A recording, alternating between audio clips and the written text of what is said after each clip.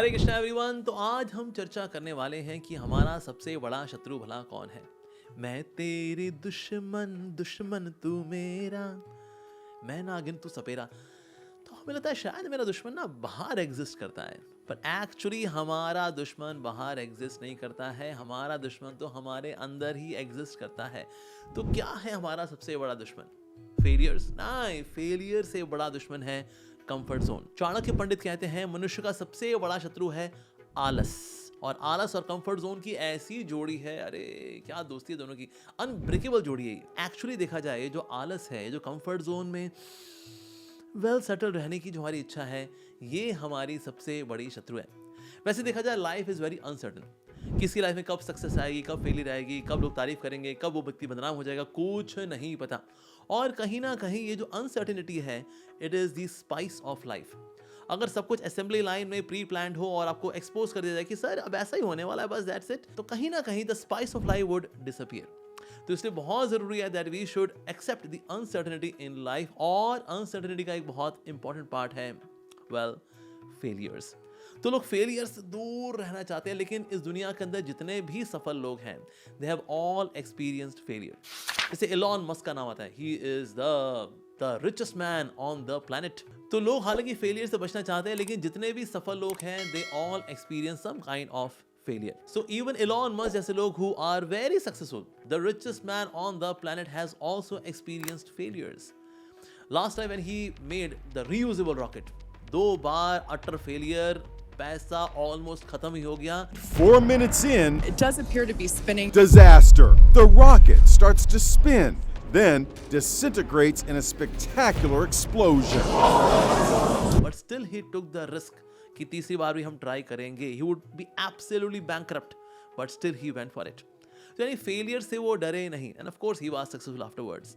And we have such an exemplary example of Srila Prabhupada. हमारे श्रीला प्रभुपाद जी को, जो कि इस्कॉन के फाउंडर आचार्य हैं, उनको 1922 में इंस्ट्रक्शन मिली थी अपने गुरु श्रीला भक्ति सिद्धांत सरस्वती ठाकुर प्रभुपाद जी से कि आप पाश्चात्य जगत में सनातन धर्म का प्रचार प्रसार करिए, हरे कृष्ण महामंत्र का प्रचार प्रसार करिए, भगवदगीता का, भागवतम का प्रचार प्रसार करिए। 1922 से लेकर के 1965 तक, यानी 43 ईयर्स तक उनको मिले फेलियर्स, लेकिन उनके उत्साह में एक सिंगल आयोटा की भी कमी नहीं आई। And then we see that his success was so extraordinary कि आज कॉलेजेस के अंदर उनकी केस स्टडी को पढ़ाया जाता है। that how come someone with just $7, 40 rupees at that time, सिर्फ इतने से पैसे लेकर के वो यूएस से जाता हुआ व्यक्ति और ऐसी वर्ल्ड वाइड स्पिरिचुअल मूवमेंट खड़ी करता है, ISKCON, the Hare Krishna movement. Wow. लेकिन 43 इयर्स की चाहे फेलियर रही हो या वो 11 साल की सक्सेस फ्रॉम 1966 टू 1977, लेकिन Shri Prabhupada remain as it is. यानी कि प्रभुपाद जी के उत्साह में बिल्कुल रंच मात्र भी कमी नहीं आई। तो चाहे कोई संसार का कोई व्यक्ति हो लाइक एलॉन मस्क, या फिर एक स्टॉलवर्ट स्पिरिचुअलिस्ट हो like his divine grace Srila Prabhupada, they have all experienced failures, but despite that उन्होंने अपने एफर्ट्स में किसी प्रकार की कमी नहीं आने दी, and that's why they were successful. तो कैसे पहचाने कि हम लोग कंफर्ट जोन से अटैच हो रखे हैं? So there are few very tangible, clearly visible symptoms.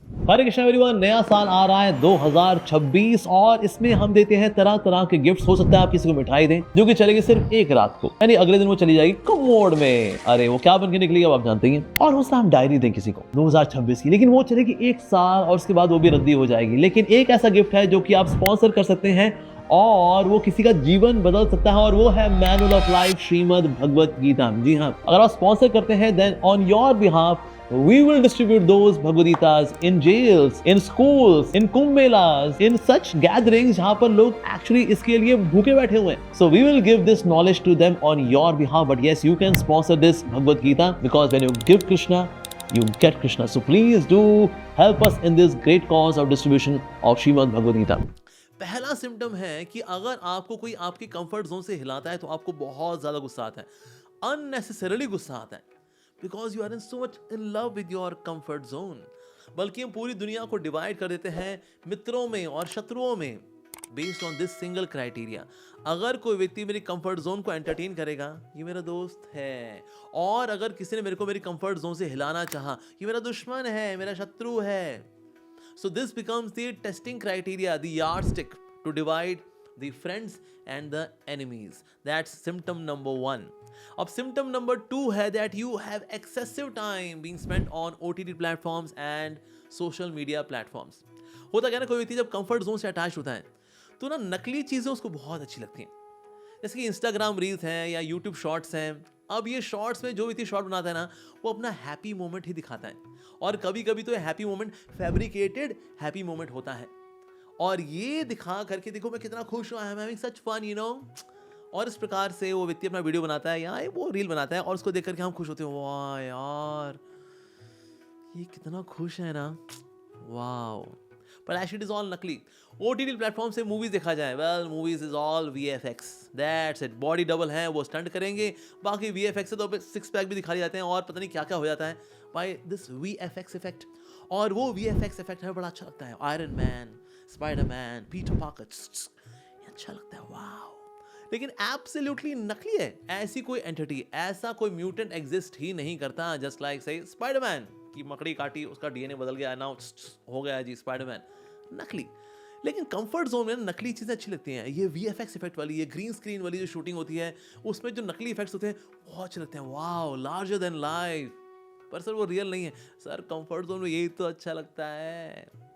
सो अगर मुझे नकली चीज़ें बहुत अच्छी लग रही हैं और असली चीज़ें यानी जो रियलिटी है उससे मेरा इंटरेस्ट नहीं आ रहा, so somewhere I am attached to comfort zone. तीसरा सिम्टम है अनरेगुलेटेड लाइफस्टाइल, जिसमें आता है ईटिंग एंड स्लीपिंग.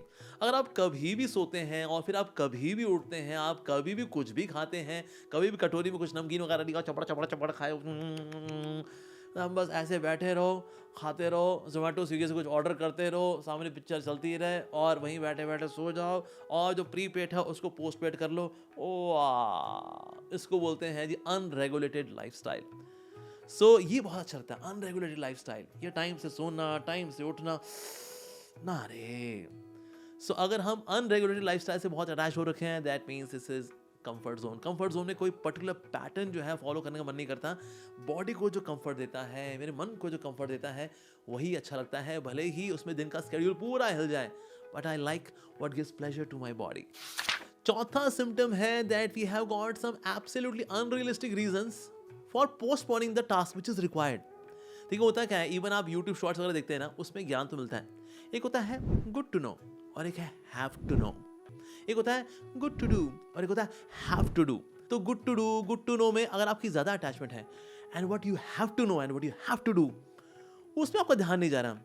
यानी कहीं ना हम लोग क्या कर रहे हैं, कंफर्ट जोन से अटैच हो रहे हैं और ऐसे एक्सक्यूजेस लेकर के आ रहे हैं कि हम कल करेंगे, ज़रूरी काम है लेकिन हम कल करेंगे, कल करेंगे. क्योंकि युग का नाम क्या है, कल युग. तो इस युग में सारे काम कब होंगे, कल. और आज क्या होगा, आज आराम होगा. तो इस प्रकार से अननेसेसरी एक्सक्यूजेस देना और जो रियल काम है उसको पोस्टपोन करते रहना, प्रोक्रेस्टिनेट करते रहना, ये भी दिखाता है that yes somewhere you are attached to comfort zone. पांचवा सिम्टम है that you want to stay alone without having higher association. क्यों हमें पता है कि ना हायर एसोसिएशन आएगी, वो हमें करेक्शन देगी, फीडबैक देगी, डांट लगाएगी, ये अच्छा नहीं लगता मेरे को. इसलिए ना हम लोग मैच्योर एसोसिएशन से दूर रहना चाहते हैं, क्योंकि हम ज्ञान को अवॉइड करते हैं. बिकॉज ज्ञान कहीं ना कहीं मेरे को हिला देगा मेरी कंफर्ट जोन से. तो इसलिए अज्ञानता में बने रहो. Yes, ignorance is bliss. अज्ञानता में ही आनंद है. तो हम एक मैच्योर एसोसिएशन के पास नहीं जाते. Why? Because I am not ready for feedbacks and correction. Six symptom है पेटी इश्यूज को लेकर के हम बहुत ज़्यादा डिस्टर्ब हो जाते हैं. वाई? बिकॉज जब लाइफ में कुछ बड़ा करने का है ही नहीं, कोई पर्पस मेरा है ही नहीं, तो छोटी छोटी चीज़ें ना मेरे को बहुत ज़्यादा डिस्टर्ब कर रही थी. अगर आपको कोई एक बड़ा कारण होता है ना कुछ करने का, तो ये छोटे मोटे जो तूफान आते जाते रहते हैं, ये डिस्टर्ब नहीं करते. लेकिन ये कुछ है ही नहीं, तो आया राम गया राम, कुछ भी आ करके हमको हिला करके चला जाता है. सो कहीं ना कहीं अगर हम छोटी छोटी बातों पर डिस्टर्ब हो रहे हैं, that means I am attached to comfort zone. सातवां symptom that you are attached to comfort zone is that कहीं ना हम लोग ईजी वे ढूंढते हैं, जुगाड़ ढूंढते हैं. जो करना चाहिए एक्चुअली स्टेप बाय स्टेप, अरे इतना कौन करेगा यार, कुछ जुगाड़ ढूंढो रे. तो हर चीज़ में ना जुगाड़ ढूंढना, that also shows that somewhere we are attached to comfort zone, because tough way, सख्त रास्ता, मुश्किल रास्ता. हालांकि कभी कभी जुगाड़ अच्छा भी होता है, बिकॉज जुगाड़ इज कनेक्टेड टू इनोवेशन. लेकिन जुगाड़ के चक्कर में ना जो एक्चुअल हमें सीखना चाहिए, एक सही रास्ता लेना चाहिए, हमेशा कॉम्प्रोमाइज़ करना. अरे यार रिजल्ट मिल जाए बस, और क्या, नहीं तो कौन फॉलो करेगा स्टेप 1 स्टेप 2 स्टेप 3. इतना धैर्य नहीं है जी हमारे पास. सो जुगाड़ की ओर हमारा रुझान बढ़ जाता है because of attachment to comfort zone. जब कभी भी ना हम लोग कंफर्ट जोन में होंगे तो ना हमें ना औरों की प्रगति देख करके जलन होती है और लगता है फिर ये आगे बढ़ गया, ये हमें रिप्लेस कर ले। अरे सर रिप्लेस क्या करेगा, पहले तुम हिलो तो सही, तो खुद हिलना नहीं और औरों को प्रगति करता देख करके फिर दुखी होना। That is also symptom of attachment to comfort zone. अगला symptom है in case you see any kind of difficulty in your life, तो आप ना खुद को चेंज नहीं करना चाहते, बल्कि क्या बोलते हैं, वेल मेरा नेचर ही यही है ना, फिर मेरा नेचर ही यही है ना। सर नेचर ही कौन सा नेचर है, ये मटीरियल नेचर है, कोई स्पिरिचुअल नेचर नहीं है आपका। सुना, मेरा तो नेचर ही यही है, ये कह कह करके ना हम आपको चेंज नहीं करना चाहते। तो कहीं ना कहीं ये जो रेजिस्टेंस है ये दिखाती है that I am attached to my comfort zone of my materialistic nature. 10वां सिम्टम है that person is lazy in learning. Learning करने के लिए क्या करना पड़ता है, किताबें खोलनी पड़ती हैं, पढ़ना पड़ता है, दिमाग लगाना पड़ता है। अरे हमें तो मज़ा चाहिए जी। इस सब देखते हैं कि ना कहीं थोड़ा सा एक शिफ्ट हुआ है सोशल मीडिया में from YouTube to Instagram reels. Why? Because Instagram reels is more for fun. YouTube में नॉलेज, सर नॉलेज नहीं चाहिए इतनी हमें, सर हमें तो मज़ा चाहिए। So there is a shift of the audience from YouTube shorts to Instagram reels. और दोनों जगह अच्छी खासी ऑडियंस है, but there is a slight shift. पर कहीं ना कहीं शिफ्ट दिखाता है एक इंटेलेक्चुअल शिफ्ट को। हमें ज्ञान कम चाहिए और हमें मज़ा ज़्यादा चाहिए।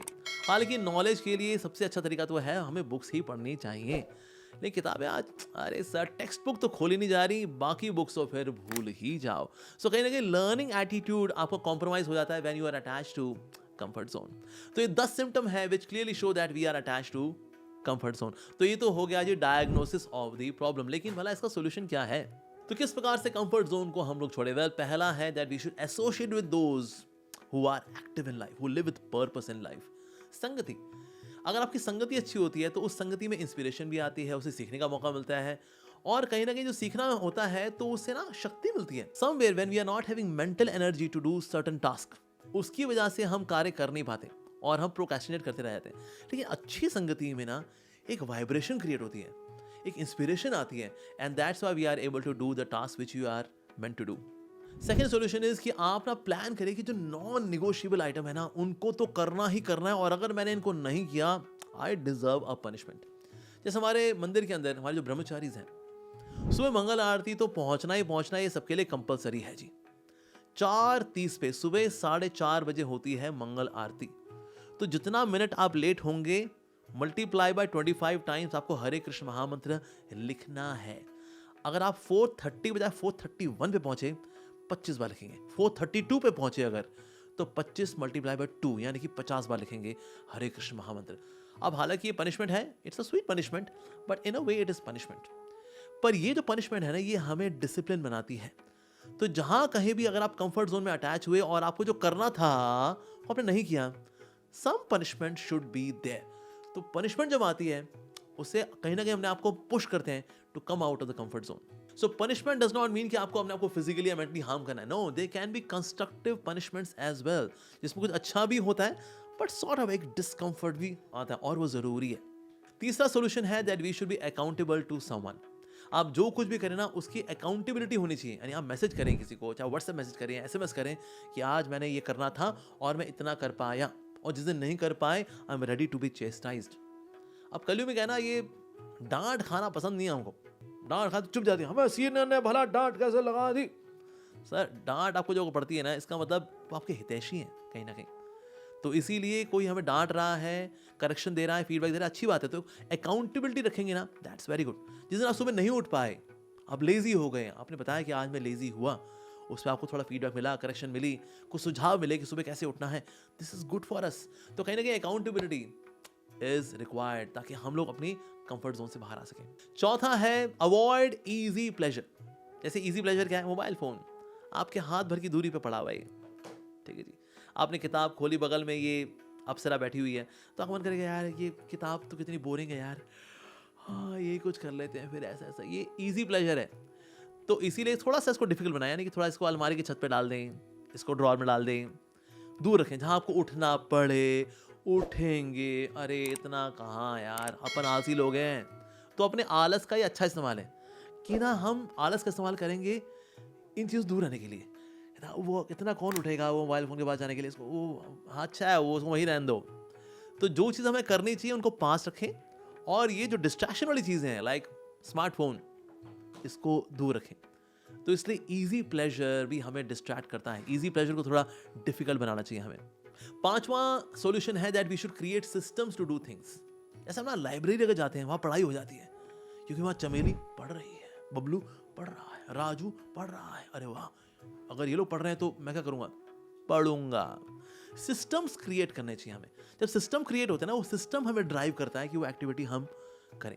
जैसे हमारे कई बार कॉलेज के बच्चे आते हैं हमारे आश्रम में, कभी कभी हमारे साथ ठहरते हैं बेस में, वो सुबह जल्दी उठ जाते हैं। वैसे हॉस्टल में कभी जल्दी नहीं उठते हैं, लेकिन देखा यहाँ सिस्टम बना हुआ है जी जल्दी उठने का। सिस्टम उनको ड्राइव करता है that yes you are to do what you are meant to do. छठा सॉल्यूशन है bring some purpose in life. जब कोई पर्पस ही नहीं है जीवन में तो क्यों जी रहे हैं, बस जी रहे हैं भाई, तो अभी क्या करने का है, कुछ नहीं, सो जाते हैं यार, अभी और क्या, कुछ करने को है ही नहीं यार। लाइफ में पर्पस होना चाहिए जिसके लिए हम जिए, यस, जिसके लिए हम मेहनत करें। तो एक स्पिरिचुअल लक्ष्य होना चाहिए, ये बहुत जरूरी है लाइफ के अंदर। अगर ये नहीं होगा देन ऑफ कोर्स तो कुछ करने को नहीं होगा। अगर आप कंफर्ट जोन से अटैच नहीं भी है ना, तो टाइम भला कहीं निकालेंगे, कंफर्ट जोन में ही निकाल बैठेंगे सारा टाइम। सातवां सॉल्यूशन है, हमारे प्रभुपाद जी बोला करते थे, थिंक बिग स्टार्ट स्मॉल। बड़ा सोचिए लेकिन छोटे से शुरुआत करिए। जैसे अगर आपसे किताब नहीं पढ़ी जा रही ना, कम से कम ये करिए, किताब खोलिए, इंडेक्स पे उंगली मारना शुरू करिए, ला ला ला ला ला ला ला ला ला, और किताब बंद करिए, that's okay, start small. Exercise नहीं हो रही ना अगर आपसे, कम से कम ट्रैक सूट पहनना शुरू करिए। कोई एक्सरसाइज मत करिए, सिर्फ ट्रैक सूट पहनना शुरू करिए, स्टार्ट स्मॉल। तो बड़ा सोचना चाहिए लेकिन शुरुआत छोटे से करनी चाहिए। आठवां सॉल्यूशन है, फेलियर से डिस्ट्रैक्ट नहीं होना चाहिए। कभी कभी ना लोग कंफर्ट जोन में इसलिए अटैच हो जाते हैं, why because they have seen failures. अरे यार फेलियर्स ही होंगे, होना तो है नहीं यार, नालायक आदमी हम, छोड़ो। सो कहीं ना कहीं ना पास्ट एक्सपीरियंसेस जो हमारे फेलियर्स के रहे हैं वो हमें डिस्ट्रैक्ट कर देते हैं। So we should see failures as stepping stone to success, because failures are meant to give us some lessons, some priceless lessons. तो अगर आपका लर्निंग एटीट्यूड आ जाएगा towards your failures, then you would not be distracted by failures. तो या तो मैं जीतता हूं या मैं हारता हूं, नहीं, या मैं सीखता हूं। तो ये जब एटीट्यूड होगा तो ये विन विन सिचुएशन है, या तो मैं जीतता हूं या मैं सीखता हूं, it's a win win situation. So इस तरह से आप कंफर्ट जोन से बाहर आ सकते हैं। So now we'll have end of the video by a beautiful words from Shrimad Bhagavad Gita. छठे अध्याय के अंदर भगवान श्री कृष्ण एक बहुत ही सुंदर इंस्ट्रक्शन दे रहे हैं अर्जुन को, वेरी वेरी प्रैक्टिकल। तो ये बहुत ही सुंदर श्लोक है जो कि आता है भगवद गीता के छठे अध्याय में, और ये है 17वां श्लोक, और ये इस प्रकार से है, युक्ताहार विहारस्य युक्त चेष्टस्य कर्मसु युक्त स्वप्नावबोधस्य योगो भवति दुःखः। He who is regulated in his habits of eating, sleeping, recreation and work can mitigate all material pains by practicing the yoga system. So we should be regulated in our eating, sleeping, recreation and the activities in our work. इन सबको regulate करना चाहिए। तो खाना भी बहुत ज़्यादा नहीं होना चाहिए, बहुत कम भी नहीं होना चाहिए, बहुत ज़्यादा सोना नहीं चाहिए, बहुत कम भी नहीं सोना चाहिए। रिक्रिएशन को ज़्यादा ही हो गई नहीं, जीरो नहीं, थोड़ा बहुत रिक्रिएशन करना चाहिए, बल्कि रिक्रिएशन को भी थोड़ा टाइम देना चाहिए कि ओके मैं इतना 15-20 मिनट में रिक्रिएशन के लिए रखूंगा। जब आप ये टाइम अलॉट नहीं करते ना, फिर वो रिक्रिएशनल एक्टिविटी आपका पूरा दिन खा जाती है। अरे यार पूरा दिन ही से बीत गया रे। तो वो जो एक्टिविटी है which refreshes you, rejuvenates you, although appears to be little distracting activity, ठीक है जी कोई बात नहीं, आपको भी रखेंगे, ये 15 मिनट आपको भी रखेंगे, ठीक है। अब पूरा दिन मेरे को तंग मत करना, बस ये 15-20 मिनट हमने आपके लिए रखे हैं। सो रिक्रिएशन को भी रेगुलेट करना चाहिए और वर्क को भी रेगुलेट करना चाहिए।